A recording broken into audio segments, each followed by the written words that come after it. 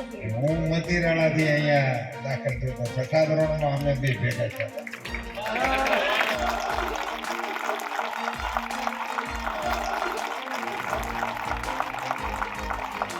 રાજ્યસભા સાંસદ પરસોત્તમ રૂપાલા અને ઇફકોના ચેરમેન દિલીપ સંઘાણી એક અલગ અંદાજમાં જોવા મળ્યા છે.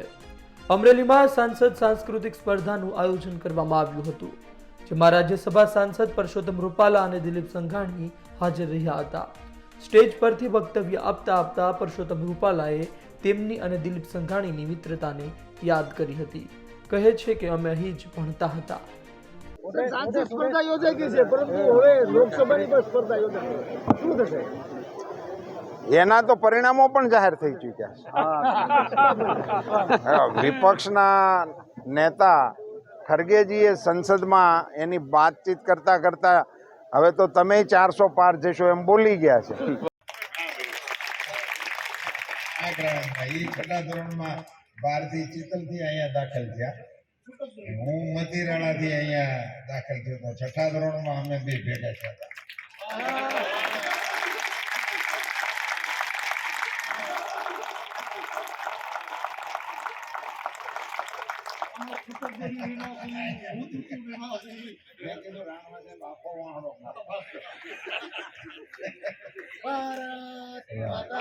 રાજ્યસભા સાંસદ પરસોત્તમ રૂપાલા પોતાના હળવા અને દેશી અંદાજમાં બોલવા માટે જાણીતા છે. હવે તેમની અને દિલીપ સંઘાણીની તસવીર વાયરલ થઈ રહી છે. લોકો સવાલ કરી રહ્યા છે કે લોકસભા ચૂંટણીમાં કોણ લડશે અમરેલીથી? શું પરસોત્તમ રૂપાલા લડશે? શું દિલીપ સંઘાણી લડશે? શું આ બંને મિત્રો અમરેલી લોકસભામાં ટિકિટ મેળવવા માટે એકબીજાના પ્રતિદ્વંદી પણ બની શકે છે?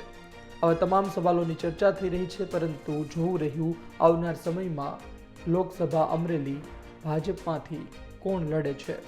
સંવાદદાતા ફારૂક કાદરીનો અહેવાલ, ગુજરાત તક, જૂનાગઢ.